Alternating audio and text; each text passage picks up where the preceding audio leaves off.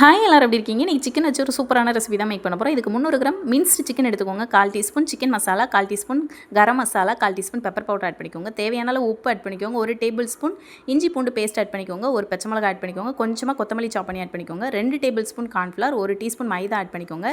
ஒரு பல்லாரி எடுத்து சாப் பண்ணி அதையும் இதில் ஆட் பண்ணிக்கோங்க. லெமன் ஜூஸ் 1/4 டீஸ்பூன் ஆட் பண்ணிக்கோங்க. ஒரு எக் ஆட் பண்ணிக்கோங்க. 100 கிராம் பிரெட் க்ரம்ஸ் ஆட் பண்ணிக்கோங்க. தென் பீஸா சீசனிங்குமே ஆட் பண்ணிக்கோங்க. இது ஆப்ஷனல் தான், தேவையான ஆட் பண்ணிக்கோங்க. எல்லாத்தையும் மிக்ஸ் பண்ணிவிட்டு ஒரு 30 மினிட்ஸ் ஊற விட்டுருங்க. ஆஃப்டர் 30 மினிட்ஸ் எடுத்துகிட்டு கையில் ஆயில் அப்ளை பண்ணிக்கோங்க. அப்ளை பண்ணிவிட்டு நம்ம எடுத்து வச்சுருக்கிற இந்த மிக்ஸிங்கை கையில் எடுத்து ஃப்ளாட்டன் பண்ணிவிட்டு சென்டரில் இந்த மாதிரி ஐஸ் ஸ்டிக் வச்சு இன்சர்ட் பண்ணி வச்சுக்கோங்க.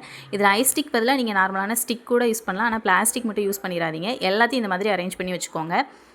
நான் இதில் ஆட் பண்ணியிருக்கிற பிரெட் ஏன் பிங்க் கலரில் இருக்குன்னா, நான் வீட்டிலேயே ரெடி பண்ண பிரெட் அதில் கொஞ்சமாக பிங்க் கலர் ஆட் பண்ணியிருந்தேன், அதனால் அந்த கலரில் இருக்குது. 2 முட்டை எடுத்து நல்லா மிக்ஸ் பண்ணி எடுத்து வச்சுக்கோங்க.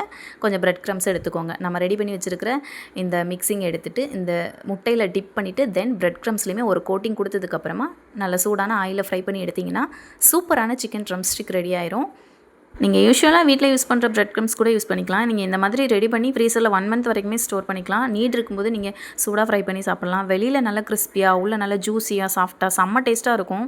வர ரம்ஜானுக்கு கண்டிப்பாக நீங்கள் ட்ரை பண்ணி பாருங்கள். லைக் பண்ணுங்கள், ஷேர் பண்ணுங்கள், சப்ஸ்கிரைப் பண்ணிக்கோங்க. தேங்க்யூ.